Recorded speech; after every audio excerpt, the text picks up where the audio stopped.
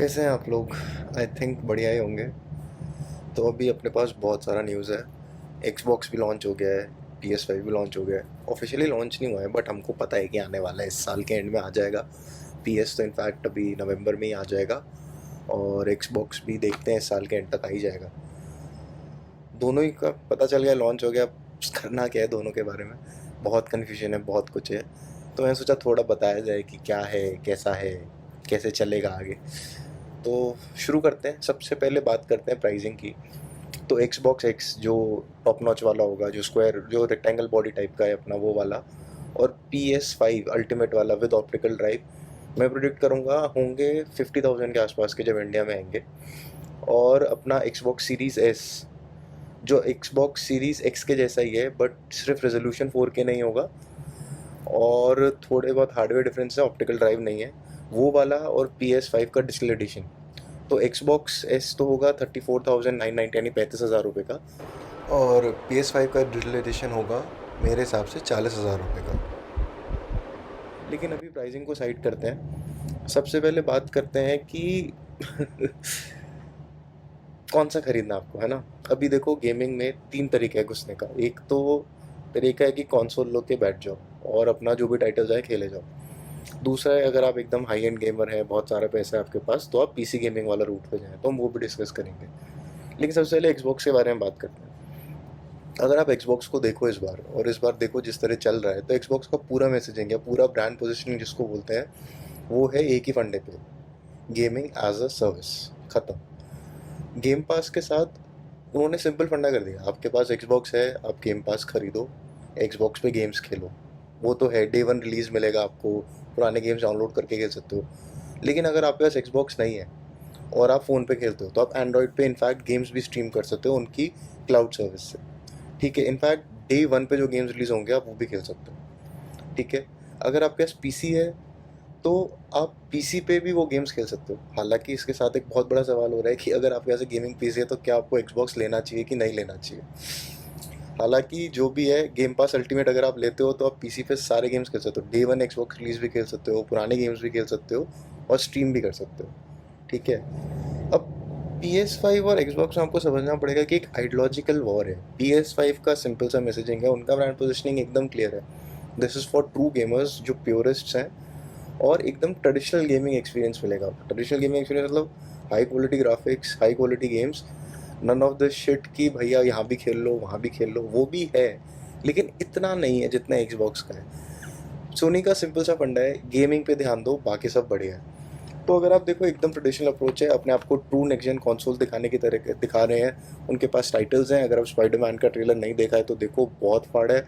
आपको दिखेगा डिफरेंस क्या है गेमिंग में, ग्राफिक्स में, और कितना सुंदर उसमें ग्राफिक और गेम प्ले। आप देखना स्मूथ, आपको लगेगा एक्चुअली कि आप नेक्स्ट जेन गेम देख रहे हो। साथ ही साथ आप हीलो का ट्रेलर देखना, आपको डिफरेंस समझ आएगा मैं क्या कहना चाह रहा हूँ। अगर आप देखो तो सोनी ने इसको पोजीशन करा as a next gen console.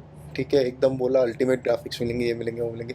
लेकिन अब सोनी क्या कर रहा है कि वो बोल रहा है कि स्पाइडरमैन माइल्स मोरालेस भी है, और होराइजन जीरो डॉन का सीक्वल है, वो वाला भी आपका PS4 पे भी आएगा। अब हालांकि सोनी का लॉजिक ठीक है कि PS4 के लोगों को भी सपोर्ट करने का है, और अभी वो जनरेशन, वो कंसोल का जनरेशन ही पूरा नहीं हुआ है, अगर आप ध्यान से देखो, तो वो भी एक सोनी ने सजेशन दिया है।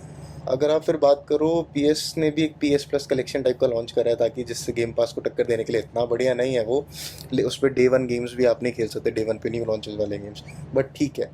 और लेकिन आप PS4 के लेगेसी गेम्स खेल सकते हो, PS के पुराने वाले जितने टॉप टाइटल्स हैं ट्रिपल ए, वो खेल सकते हो। और साथ के साथ एक फिलर की तरह भी काम करेगा, जब तक एक्चुअल आपको true generation next gen games जो आपको देखने को मिलेंगे PS पे जब भी आएंगे, तो मिलेंगे। क्योंकि आपको अंडरस्टैंड करना पड़ेगा कि देखो, जब भी कोई कंसोल आता है, तो शुरू के 1-2 साल उसके जो रिलेटेड गेम्स होते नहीं होते। ठीक है, लॉन्च पे थोड़े एक दो एक्सक्लूसिव लॉन्च आते हैं, ट्रिपल ए टाइटल्स आने में टाइम लगता है। तो वो जो पीरियड है ना फिल करने के लिए, उसके लिए ठीक है कि आप पुराने गेम्स भी खेल सकते हो। फिर बैकवर्ड कंपैटिबिलिटी भी दे रहे हैं कि भाई PS4 का पुराना CD आप उसमें चलाओ, खेलो, अपना मस्त रहो। उसके बाद देखो, सोनी के पास जो एक चीज़ है जो शायद ही माइक्रोसॉफ्ट के पास नहीं है, वो है पावर ऑफ एक्सक्लूसिव्स। जब आप वीडियो गेम्स की बात करते हो, आपके दिमाग में 4-5 गेम्स आते ही आते हैं। देखो, कॉल ऑफ ड्यूटी ठीक है, कॉल ऑफ ड्यूटी वगैरह हटाओ, अगर आप सीरियस गेमर्स की बात करो, तो बात आएगी Last of Us, God of War, Spiderman, Horizon Zero don.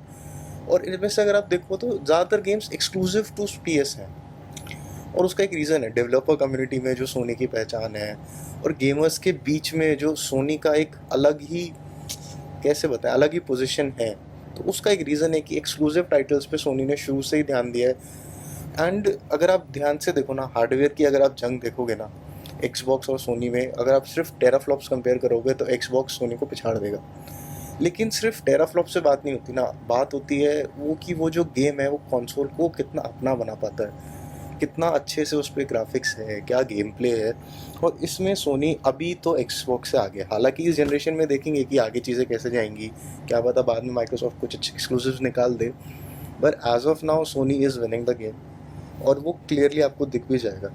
अगर आप एक्सबॉक्स की तरफ देखो और एक्सबॉक्स सीरीज एस की तरफ स्पेशली देखो, तो Xbox Series S is a good console जिससे हम फुट इन द डोर कर सकते हैं कस्टमर का। मतलब आपके ज़्यादा पैसा नहीं है, आपको गेमिंग में आने का है, एक्सबॉक्स एस खरीदो, हैसल फ्री गेमिंग कंसोल है, क्लोज टू 4K देता है, आपको पुराने कंसोल से अच्छा ग्राफिक्स मिलेगा, नेक्स्ट जेन भी है कहने के लिए, तो उस पर एक्सबॉक्स गेम कर रहा है।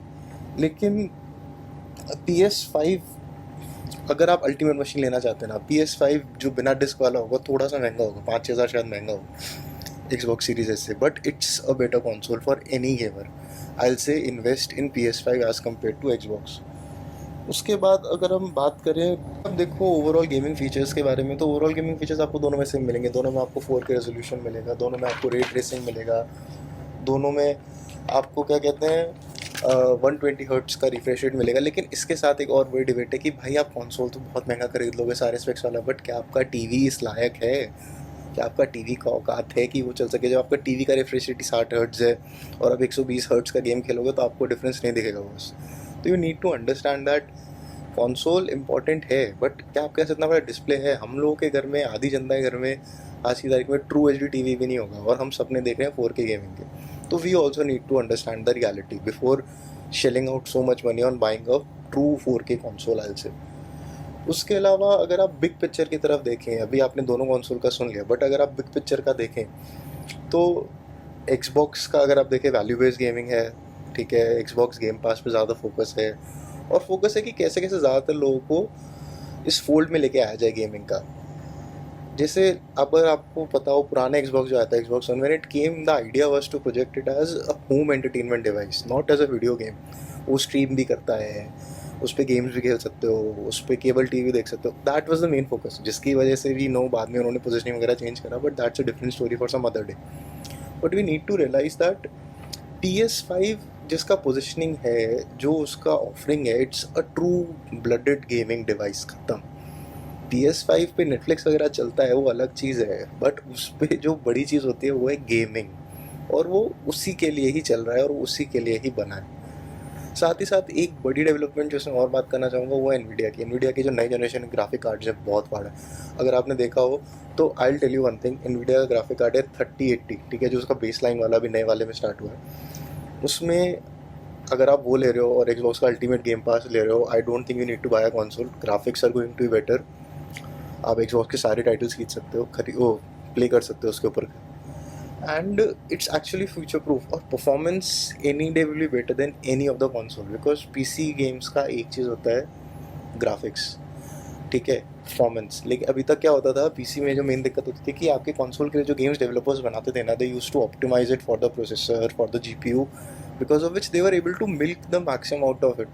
इसकी वजह से आपके गेम्स दिखते बेटर थे, लगते बेटर थे, और ओवरऑल आपका एक्सपीरियंस बेटर होता था। बट अगर एक्सबॉक्स ने जैसे गेम पास अल्टीमेट निकाल दिया है, उसमें the game is also optimised for PC, जो भी डेवलपर बना रहा है, तो I think if you can afford, you should definitely go for Nvidia 3080 लो, best performance, best gaming experience लो, पूरा रिग बनाओ।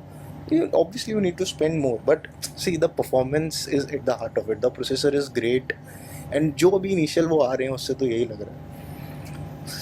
अब आप में से बहुत लोग होंगे कह रहे हैं बॉस इतना सब बता दिया, अब ले कौन सा ये बताओ। तो I will suggest one thing, wait it out.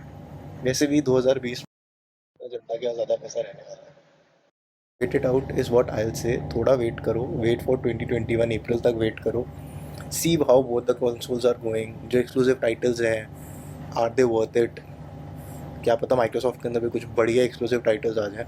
तो once you get that, once we have more info, Nvidia का भी देखते हैं 3080 का कैसा रहता है, so then I think you should decide. As of now I will say just pass. अभी मत खरीदो, अभी पैसा मत लगाओ, उस पैसे का एफडी आरडी जो करना है करो, म्यूचुअल फंड में लगाओ, जो करना है करो, और अभी just wait it out and that is what I will suggest. बाकी अभी I do a detail video in Xbox X and अपना PS5। We'll discuss it more. अभी तो गेमिंग सीजन शुरू हुआ है and I will be more regular with the videos. So comment करो, बताओ मेरे को कैसा लगा, कुछ पूछने का है तो पूछने का उधर। और thanks for watching. Okay, see you in the next one, bye.